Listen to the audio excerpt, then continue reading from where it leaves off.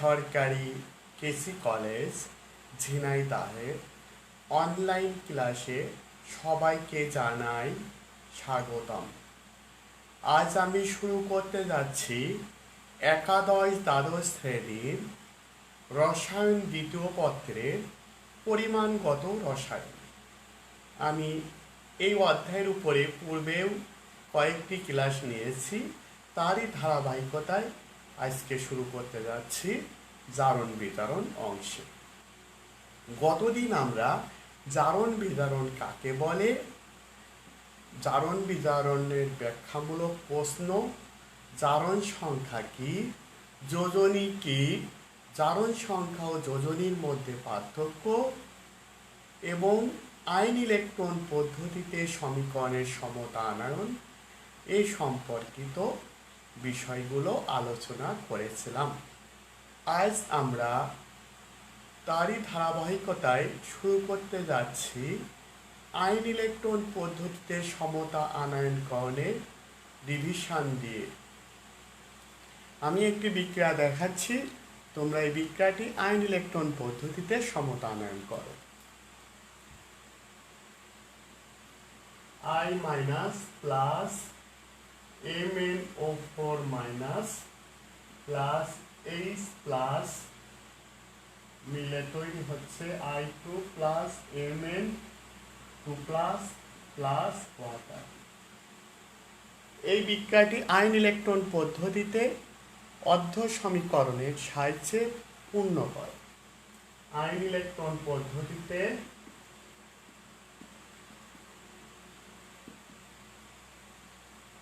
Ion electron পদ্ধতিতে সমতা আনয়ন করে। তাহলে তোমাদের নিশ্চয় মনে আছে বিক্রিয়াটিতে জারক কোনটি এবং বিজারক কোনটি। জারক এবং বিজারকের উপরে নির্ভর করে বিক্রিয়াটি, জারক এবং বিজারকের উপরেই নির্ভর করবে বিক্রিয়াটি সঠিকভাবে পূর্ণ করতে পারছো কিনা। তাহলে এই বিক্রিয়াটি জারক কোনটি এবং বিজারক কোনটি নিশ্চয় তোমাদের মনে আছে। জারক হলে তার বিজারণ ঘটে আর বিজারক হলে তার জারণ ঘটবে। তাহলে তোমরা বলো তো কোনটি বিজারক হিসাবে কাজ করবে এবং কোনটি জারক হিসাবে কাজ করবে। তাহলে এখানে বিজারক হিসাবে আয়োডাইড আয়ন এবং জারক হিসাবে পারম্যাঙ্গানেট আয়ন। তাহলে এটি জারক, বিজারক এবং এটি হচ্ছে জারক। তাহলে আমরা জারণ অর্ধবিক্রিয়া করি। জারণ অর্ধবিক্রিয়া আয়োডাইড আয়ন ইলেকট্রন ত্যাগ করে তৈরি হবে আয়োডিনে। বিজারণ অর্ধবিক্রিয়া পারম্যাঙ্গানেট আয়ন, এটা পরিবর্তিত হয়ে হবে Mn2 প্লাস ম্যাঙ্গানাস আয়ন। কয়টি ইলেকট্রন গ্রহণ করবে? 5টি। আর এখানে 4টা অক্সিজেন আছে, তাই 4টা পানি তৈরি করবে। আর 4টা পানি তৈরি করতে অতিরিক্ত কয়টা হাইড্রোজেন নিয়েছে আমরা? 4 দুগুণী 8টি। এটাকে আমরা দিব 1 নং সমীকরণ, এটাকে আমরা দিব 2 নং সমীকরণ। আমরা আগেই বলেছি যে আয়ন ইলেকট্রন পদ্ধতিতে ইলেকট্রন থাকবে না, গুণ করে, যোগ করে বা বিয়োগ করে ইলেকট্রনগুলা বিক্রিয়া থেকে বাদ দিতে হবে। তাহলে উপরে আছে 2টো ইলেকট্রন, 1 নাম্বার বিক্রিয়ার, পরেরটা আছে 5 ইলেকট্রন। তাহলে সমান করার জন্য 1 নাম্বারটাকে আমরা 5 দিয়ে গুণ করব এবং 2 নাম্বারটাকে আমরা 2 দিয়ে গুণ করব। তাহলে কি হচ্ছে? 10 iodide ion plus 5 2 MnO4 minus plus 16H plus 5I2 plus 2Mn2 plus 8 molecule water। এভাবে সমীকরণের সমতা আনয়ন করতে হয়, তোমরা একটু লক্ষ্য করো।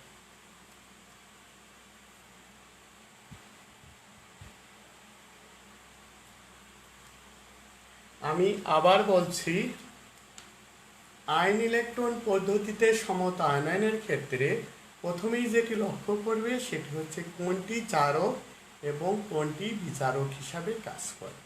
তোমরা জানো যেটি বিজারক সেটার ঘটে জারণ এবং যেটি জারক তার ঘটে বিজারণ।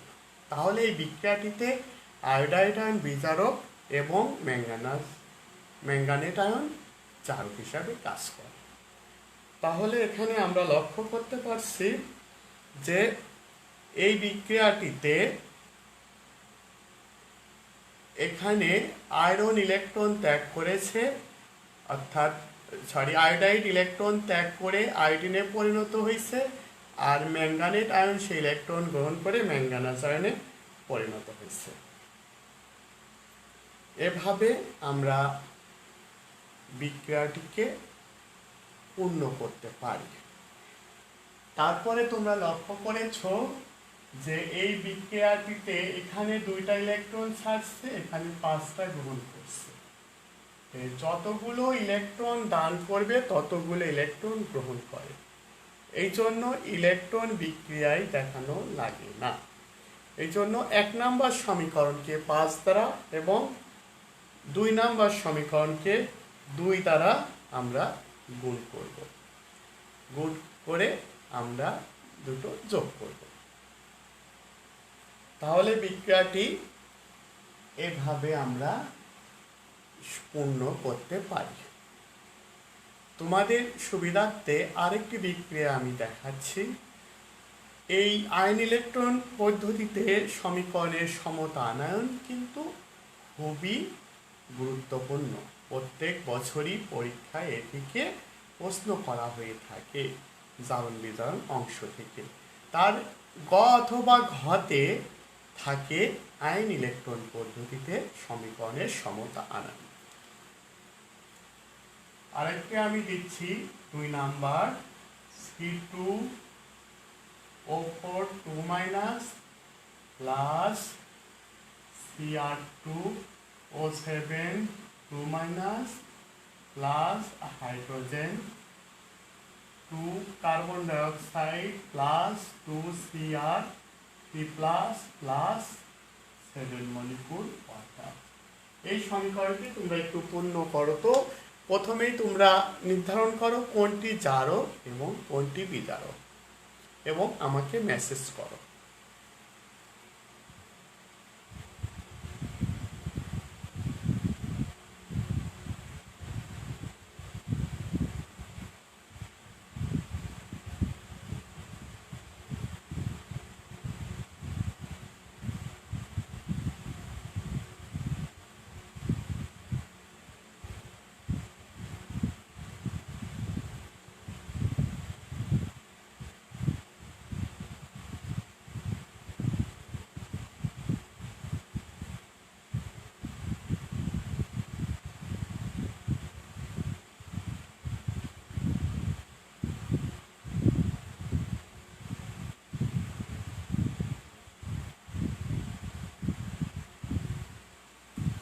নিশ্চয় তোমরা চিনতে পেরেছ, এখানে অক্সালেট আয়ন বিজারক এবং ডাইক্রোমেট আয়ন জারক হিসাবে কাজ করবে। তাহলে আমরা যথানিয়মে জারণ অর্ধবিক্রিয়া লিখি।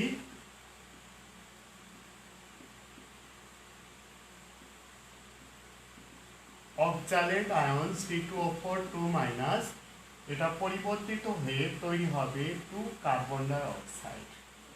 এবার বিজারণ অর্ধবিক্রিয়া Cr2O7 minus 2 Cr3+। এখানে কয়টি ইলেকট্রন গ্রহণ করবে? উপরেরটা ইলেকট্রন ছাড়বে কয়টি? 2টি। আর এখানে গ্রহণ করবে ইলেকট্রন 6টি। আর এখানে 7টা অক্সিজেন আছে, তাই 7টি পানি দিতে হবে। 7টা পানি দিলে 14টা হাইড্রোজেন।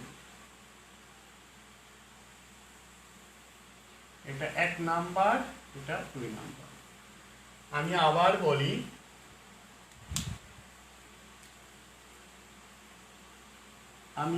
বলি, যে জারক হিসাবে কাজ করবে কোনটা এবং বিজারক হিসাবে কোনটি কাজ করবে, এটার উপরেই নির্ভর করবে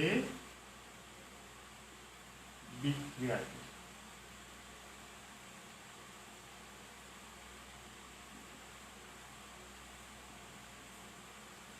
আচ্ছা, এখানে অক্সালেট আয়ন চেঞ্জ হয়ে তৈরি হয় কার্বন ডাই অক্সাইড। তোমাদের গতদিনে বলেছিলাম জারক এবং বিজারকের তালিকা বইয়ে দেওয়া আছে, এবং এটি পরিবর্তিত হয়ে কি হয়, যেমন অক্সালিক অ্যাসিড থেকে তৈরি হয় অক্সালেট আয়ন। অক্সালেট আয়ন পরিবর্তিত হয়ে হয় কার্বন ডাই অক্সাইড। সেখানে কয়টি ইলেকট্রন বর্জন করে? আবার পটাশিয়াম পারম্যাঙ্গানেট থেকে তৈরি হয় পারম্যাঙ্গানেট আয়ন। পারম্যাঙ্গানেট আয়ন পরিবর্তিত হয়ে হয় ম্যাঙ্গানাস আয়ন। সেখানে কয়টি ইলেকট্রন গ্রহণ করে? 5টি ইলেকট্রন গ্রহণ করে। এগুলা তোমাদের বলেছিলাম গতদিন বই থেকে দেখতে। তাহলে এখানে আমরা লক্ষ্য করছি অক্সালেট আয়ন পরিবর্তিত হয়ে তৈরি হচ্ছে কার্বন ডাই অক্সাইড। তাহলে সে কয়টা ইলেকট্রন ছেড়ে দিচ্ছে? 2টো ইলেকট্রন। এরপরে দেখো ডাইক্রোমেট আয়ন চেঞ্জ হয়ে তৈরি হচ্ছে ক্রোমিয়াম আয়ন। তাহলে এখানে ডাইক্রোমেট আয়নে ক্রোমিয়ামের মোল জারণ মান +6 পরিবর্তিত হয়ে হচ্ছে +3। তাহলে একটা ক্রোমিয়াম 3টা ইলেকট্রন গ্রহণ করে, 2টা ক্রোমিয়াম 3 দুগুণী 6টি ইলেকট্রন গ্রহণ করে। এরপরে দেখো যে ক্রোমিয়াম আয়ন তৈরি করেছে, সেখানে কোনো অক্সিজেন নেই, তাই ডাইক্রোমেট আয়নে যে কয়টি অক্সিজেন থাকবে ডান পাশে সে কয়টি পানি দিবে। এখানে 7টি অক্সিজেন আছে, 7টি পানি দিবে। 7টি পানি তৈরি করতে গেলে কয়টি হাইড্রোজেন লাগছে? 7 দুগুণী 14টি হাইড্রোজেন লাগছে। এখন প্রথম জারণ অর্ধবিক্রিয়া আমরা দেখেছি যে অক্সালেট আয়নে কার্বনের মূল জারণ মান +3, কার্বন ডাই অক্সাইড হয়ে গেলে তার জারণ মান হয় হচ্ছে +4। +3 থেকে +4 হতে হলে সে কয়টি ইলেকট্রন গ্রহণ করছে? ত্যাগ করছে? একটা ইলেকট্রন ত্যাগ করছে। এখানে কয়টি কার্বন রয়েছে? এখানে কার্বন রয়েছে 2টি, তাই সে 2টো ইলেকট্রন ত্যাগ করেছে। তাহলে আমরা লক্ষ্য করতে পারছি 1 নাম্বার বিক্রিয়া আছে 2টি ইলেকট্রন, আর 2 নাম্বার বিক্রিয়া রয়েছে 6টি ইলেকট্রন। ইলেকট্রন সমান করার জন্য 1 নাম্বার বিক্রিয়াকে আমরা 3 দ্বারা গুণ করব এবং 2 নাম্বারকে 1 দ্বারা গুণ করে আমরা যোগ করব। তাহলে 3 oxalate ion plus dichromate ion plus 14 hydrogen 6 carbon dioxide plus 2 chromium ion plus 7 molecule water. এভাবে জারণ বিজারণ বিক্রিয়ার সমতা আনয়ন করতে হয়। এই অংশটি খুব গুরুত্বপূর্ণ, তাই এটি আবার মনোযোগ সহকারে পড়ার আহ্বান জানাচ্ছি। তাহলে জারণ অর্ধবিক্রিয়া এবং বিজারণ অর্ধবিক্রিয়া নির্ণয়ের ক্ষেত্রে প্রথমেই তোমাদেরকে জানতে হবে কোনটি জারক হিসাবে কাজ করে এবং কোনটি বিজারক হিসাবে কাজ করে। তার উপরেই নির্ভর করবে বিক্রিয়াটির কিভাবে সমীকরণ পূর্ণ করবে। তাহলে নিশ্চয় জারণ অর্ধবিক্রিয়া এবং বিজারণ অর্ধবিক্রিয়ার মাধ্যমে বিক্রিয়ার সমতা আনয়নকরণ তোমরা এখন সহজেই পারবে। আমি এখন পরবর্তী টপিকসের উপর চলে যাচ্ছি। প্রমাণ পটাশিয়াম পারম্যাঙ্গানেট দ্রবণ দ্বারা ফেরাস আয়নের পরিমাণ নির্ণয়ের মূলনীতি, অর্থাৎ জারণ বিজারণ বিক্রিয়ার মাধ্যমে ধাতব আয়নের পরিমাণ নির্ণয়।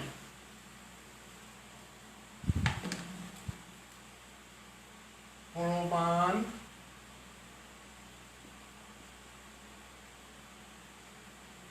পটাশিয়াম পারম্যাঙ্গানেট দ্রবণের সাহায্যে ফেরাস আয়নের পরিমাণ নির্ণয়ের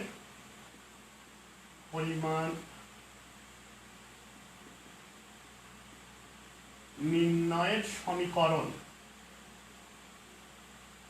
ও গণনা। প্রমাণ পটাশিয়াম পারম্যাঙ্গানেট দ্রবণ দ্বারা ফেরাস আয়নের পরিমাণ নির্ণয়ের সমীকরণ ও গণনা। প্রমাণ দ্রবণ কাকে বলে? তোমরা জানো যে দ্রবণের ঘনমাত্রা সঠিকভাবে জানা থাকে তাকেই বলা হয় প্রমাণ দ্রবণ। আবার বলি, যে দ্রবণের ঘনমাত্রা সঠিকভাবে জানা থাকে তাকেই বলা হচ্ছে প্রমাণ দ্রবণ। তাহলে এখানে প্রমাণ দ্রবণ হিসাবে কাজ করবে পটাশিয়াম পারম্যাঙ্গানেট, আর অজানা দ্রবণ থাকবে আয়রনের দ্রবণ।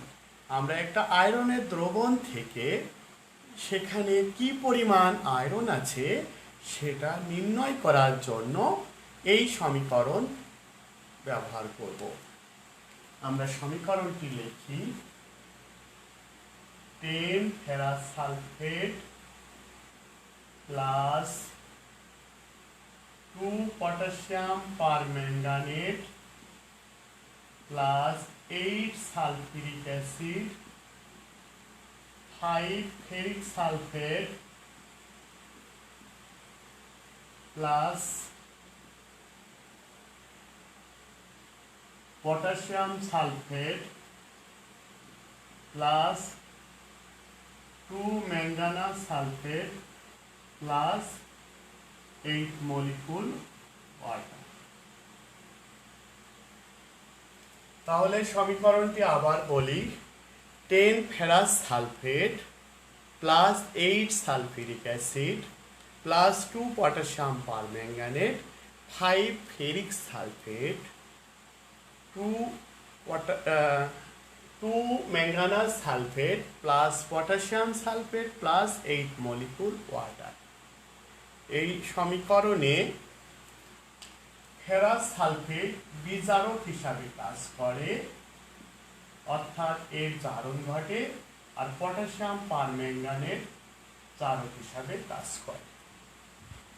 এটি পরীক্ষা করার জন্য প্রথমে নমুনা লোহা নিয়ে তাকে লঘু সালফিউরিক অ্যাসিডে দ্রবীভূত করা হয়, ফেরাস সালফেট দ্রবণ তৈরি করা হয়।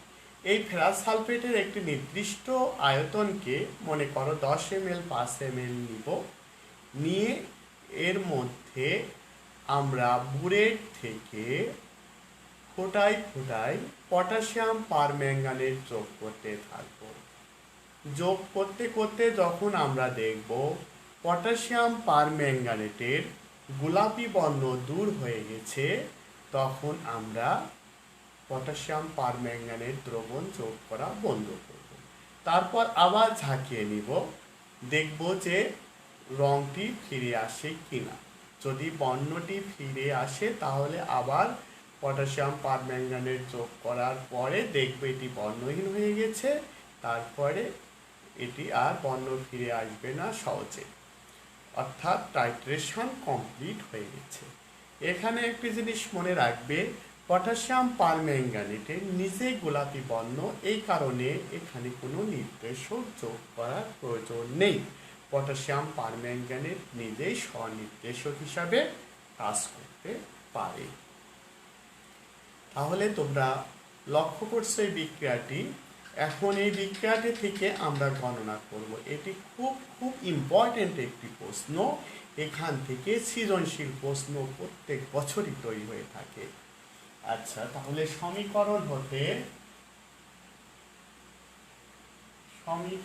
হতে 2 মোল পটাশিয়াম পারম্যাঙ্গানেট সমান 10 মোল ফেরাস সালফেট অতএব 1 মোল পটাশিয়াম পারম্যাঙ্গানেট সমান 5 মোল ফেরাস। এখন মলাইটির সংজ্ঞা থেকে 1000 ml 1m kmn O4 দ্বারা জারিত হয় 5 গুণন 55.85 গ্রাম Fe2+। এটি হচ্ছে মূলনীতি। এখন বোরেট থেকে যদি আমরা xml পাই পটাশিয়াম পারম্যাঙ্গানেট, তার ঘনমাত্রা 0.1m হয়, তাহলে ক্যালকুলেশনটি হবে 5 গুণন 55.85 গুণন x গুণন 0.01 ডিভাইডেড 1000।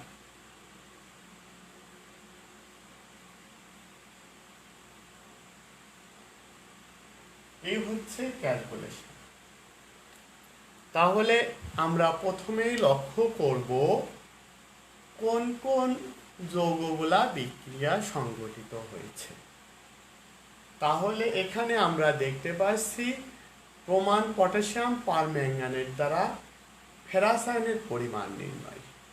আমরা লৌহকে লঘু সালফিউরিক অ্যাসিডে দ্রবীভূত করলে ফেরাস সালফেট তৈরি হবে। এই ফেরাস সালফেটের ঘনমাত্রা আমাদের অজানা এবং এর পরিমাণটাও আমাদের অজানা। এটাকে প্রমাণ পটাশিয়াম পারম্যাঙ্গানেট দ্বারা টাইট্রেশন করে এর পরিমাণ আমরা নির্ণয় করব। তার জন্য এই সমীকরণটি ব্যবহার করতে হবে। তাহলে আমরা লক্ষ্য করতে পারছি যে সমীকরণ হতে দেখা যায় 2 মোল পটাশিয়াম পারম্যাঙ্গানেট সমান 10 মোল ফেরাস সালফেট। তাহলে 1 মোল থেকে 5 মোল। মলাইটি থেকে আমরা পাই 1000 ml 1m kmn O4 দ্বারা জারিত হয় 5 গুণন 55.85 গ্রাম Fe2+, অর্থাৎ ফেরাস আয়ন। এখন আমরা বোরেট থেকে কি পরিমাণ পটাশিয়াম পারম্যাঙ্গানেটের লেগেছে সেটা আমরা লক্ষ্য করব এবং এই ক্যালকুলেশন করলে আমরা সহজেই ফেরাস আয়নের পরিমাণ নির্ণয় করতে পারব। এখন আমরা আসি এ সম্পর্কিত গাণিতিক সমস্যায়। তাহলে তোমরা এই গাণিতিক সমস্যার জন্য প্রস্তুত হও।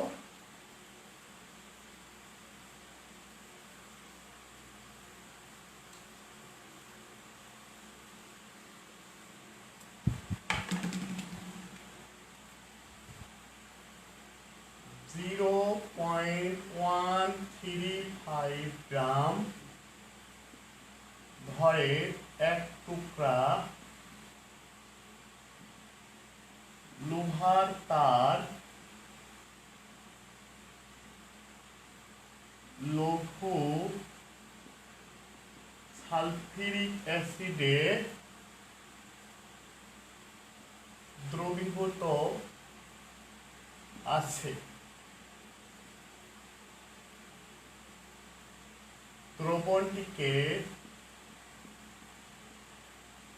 সম্পূর্ণরূপে জারিত করতে 0.01m পটাশিয়াম পারম্যাঙ্গানেট দ্রবণের 25 ml প্রয়োজন হয়।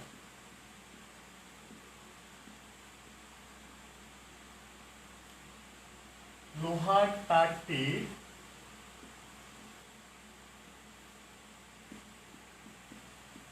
বিশুদ্ধতা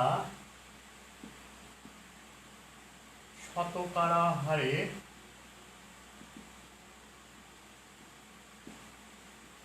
নির্ণয় করে।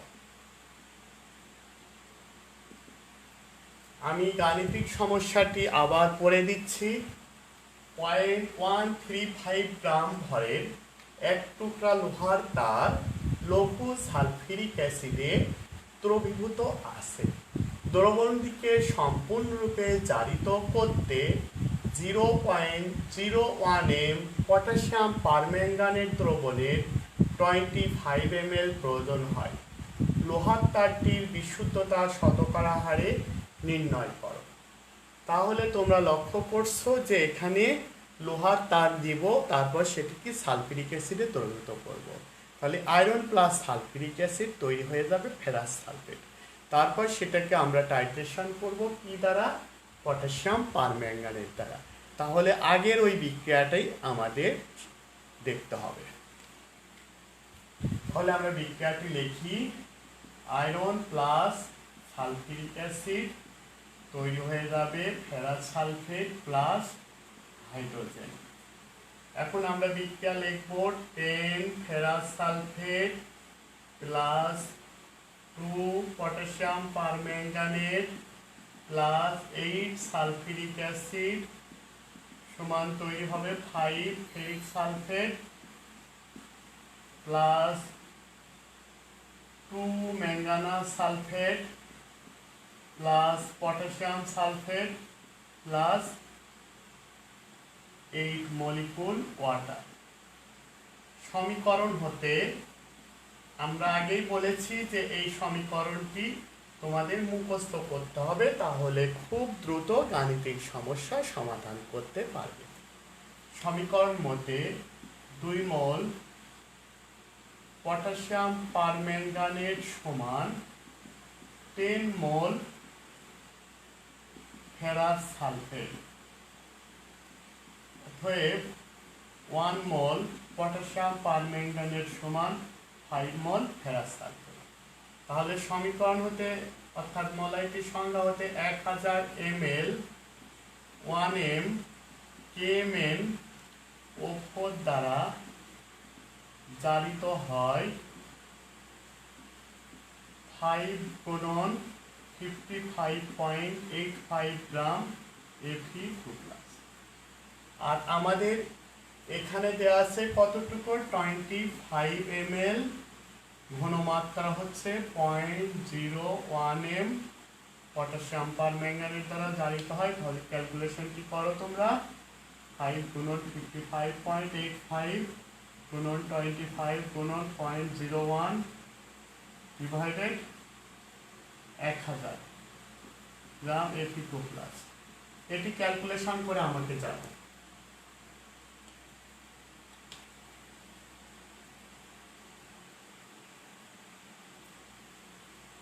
আমি তোমাদের উত্তরের আশায় থাকছি।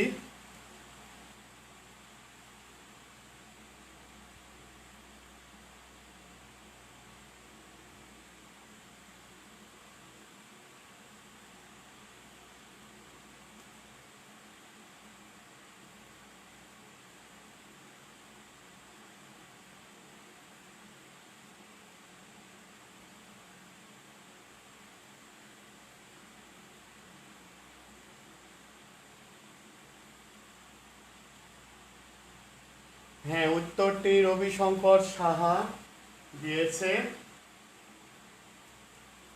হ্যাঁ, 0.0698 গ্রাম। তাহলে এটা আয়রনের পরিমাণ গেল। এখন তারটির বিশুদ্ধতা শতকরা হারে নির্ণয় করো। তাহলে আমরা এখন লক্ষ্য করব যে এটির বিশুদ্ধতা কত। 0.135 গ্রাম তারে, লোহার তারে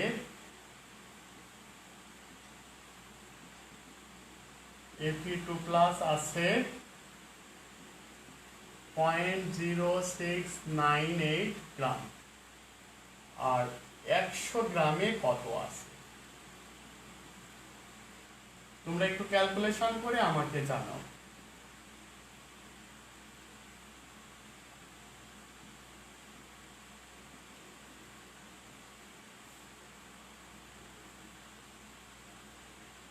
এটা ক্যালকুলেশন করে ইনবক্স করো। আমি উত্তরের অপেক্ষায়।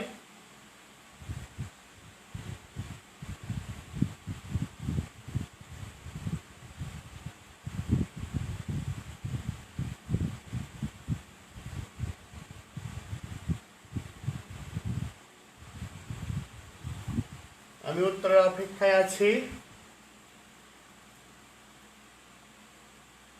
হ্যাঁ, উত্তর পেয়েছি আমরা 51.7%। এটি আমাদের কাঙ্ক্ষিত অ্যান্সার।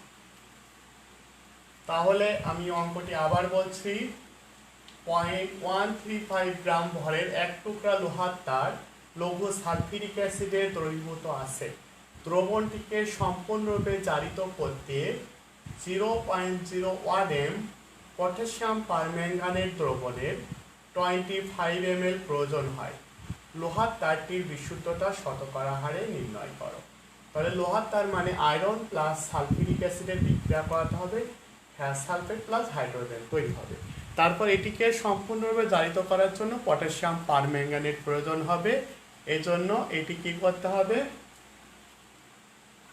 এটা পটাশিয়াম পারম্যাঙ্গানেটের সাথে বিক্রিয়া করাতে হবে। Potassium permanganate ferrous sulphate plus sulphuric acid মিলে তৈরি হবে 5 ferric sulphate 2 manganous sulphate potassium sulphate plus 8 molecule water. এখন সমীকরণ হতে 2 মোল পটাশিয়াম পারম্যাঙ্গানেট সমান আমরা লক্ষ্য করছি 10 মোল ফেরাস সালফেট। এখন 1 মোল সমান হবে 5 মোল ফেরাস সালফেট। তাহলে 1000 ml 1 m KMN O4 দ্বারা জারিত হয় হচ্ছে 5 গুণন 55.85 গ্রাম Fe2+। আর এখানে যেটি দেওয়া আছে সেটা আমরা বের করলাম, ক্যালকুলেশন করে পাচ্ছি 0.0698 গ্রাম। এখন এটাকে আমরা শতকরা পরিমাণে নিয়ে যাব। 0.135 গ্রাম লোহার তারে Fe2+ আছে, 0.0698 গ্রাম, আর 100 গ্রামের কত। নিশ্চয় তোমরা সঠিক ক্যালকুলেশনটি করেছো এবং সঠিক ক্যালকুলেশন করে অ্যান্সার দেওয়ার জন্য তোমাদেরকে অনেক অনেক ধন্যবাদ। এবার আমি পরবর্তী গাণিতিক সমস্যাতে আসি।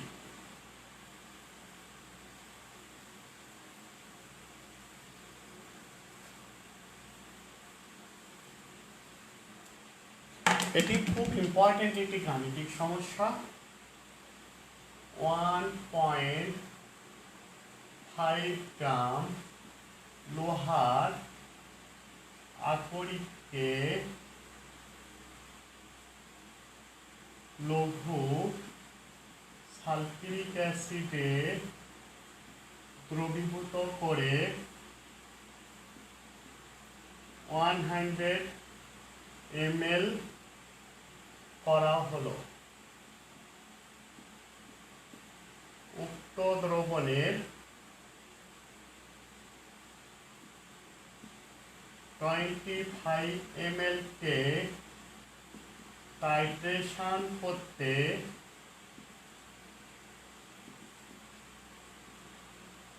0.02 m পটাশিয়াম পারম্যাঙ্গানেট দ্রবণের 22.5 ml প্রয়োজন হয়। আকরিকে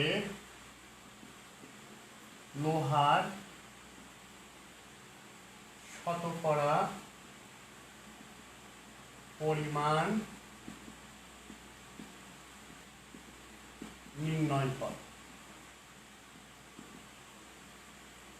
তোমরা লক্ষ্য করো 1.5 গ্রাম লোহার আকরিককে লৌহ সালফিউরিক অ্যাসিডে দ্রবীভূত করে 100 ml করা হলো। উক্ত দ্রবণে 25 ml কে টাইট্রেশন করতে 0.02 m পটাশিয়াম পারম্যাঙ্গানেট দ্রবণের 22.5 ml প্রয়োজন হয়। আকরিকে লোহার শতকরা পরিমাণ নির্ণয় করো। তাহলে এটি ক্যালকুলেশন করার জন্য কি করতে হবে, প্রথমে লোহার আকরিকের সাথে অর্থাৎ আয়রনের সাথে সালফিউরিক অ্যাসিডের বিক্রিয়া করাতে হবে। তারপরে আগের সমীকরণ অনুসারে সমতা আনয়ন করতে হবে। তাহলে আমরা লক্ষ্য করি যে এটি কিভাবে সমতা আনয়ন করা যায় সেটি আমরা এখন লক্ষ্য করি। ধন্যবাদ আমার এক প্রাক্তন ছাত্র মোস্তফাকে, ও আমার এই লাইভ ক্লাসে কিছুটা মডিফিকেশন করছে, তাই এভাবে তোমরা মাঝে মধ্যেই একটু চেঞ্জ দেখতে পাচ্ছ। অনেক অনেক ধন্যবাদ তাকে। আমি তাহলে এই সমীকরণটি লিখি, iron plus sulphuric acid ferrous sulphate plus hydrogen. তাহলে বিক্রিয়াটি 10 ferrous sulphate plus 2 potassium permanganate plus 8 sulphuric acid সমান 5 ferric sulphate plus 2 manganous sulphate plus potassium sulphate plus 8 molecule water. সমীকরণ হতে 2 মোল পটাশিয়াম পারম্যাঙ্গানেট সমান 10 মোল ফেরাস সালফেট। এই একই সমীকরণ বারবার আমাদের লিখতে হচ্ছে। অতএব 1 মোল পটাশিয়াম পারম্যাঙ্গানেট সমান 5 মোল ফেরাস সালফেট। এই সমীকরণটির গুরুত্ব তোমরা বুঝতে পারছো, অবশ্যই মুখস্থ করবে। 1000 ml 1m kmn O4 দ্বারা জারিত হয় 5 গুণন 55.85 গ্রাম Fe2+। এখন তোমাদের লক্ষ্য রাখতে হবে যে এই 1000 নিচে কত বসাবে। এখানে কয়েকটা আয়তন আছে, 100 ml আছে, 25 ml আছে, 22.5 ml আছে। তাহলে আমরা আসলে কোনটার পরিমাণ নির্ণয় করছি? Potassium permanganate. আর আগের যে 100 ml বা 25 ml এটা কিন্তু আয়রনের দ্রবণ, ওই আয়তনটা কিন্তু তোমরা নেবে না। যদি ওই আয়তনটা নাও অবশ্যই কিন্তু তোমাদের ভুল হয়ে যাবে। তাহলে এখানে আমরা লিখব 22.5 ml 0.02 m 5 গুণন 55.85 গুণন 22.5 গুণন 0.02 m 0.02 ডিভাইডেড 1000 গ্রাম Fe2+। এটি ক্যালকুলেশন করে আমাকে জানাও।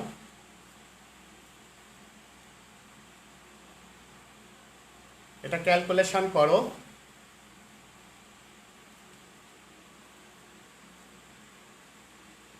এই মানটি ক্যালকুলেশন করে তোমরা সঠিক অ্যান্সার দিয়েছো 0.5028 গ্রাম।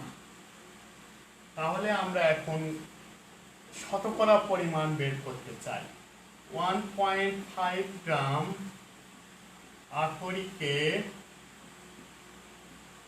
Fe2+ আছে 0.0528 গ্রাম। অতএব 100 গ্রাম আকরিকে আছে 0.5028 গুণন 100 ডিভাইডেড 1.5 গ্রাম। এটি ক্যালকুলেশন করলে কত আসবে তোমরা একটু ক্যালকুলেশন করে জানাও। এটি আসবে, সরি, এটা ক্যালকুলেশন করে আসছে হচ্ছে কত আসছে 1256 গ্রাম। তাহলে এটা কত ml আছে? 25 ml। তাহলে 25 ml দ্রবণে Fe2+ আছে 0.1256 গ্রাম। আর 100 ml এ কতটুকু আছে আমরা এটা ক্যালকুলেশন করব। গুণন 100 ডিভাইডেড 25 অর্থাৎ 0.0528 গ্রাম।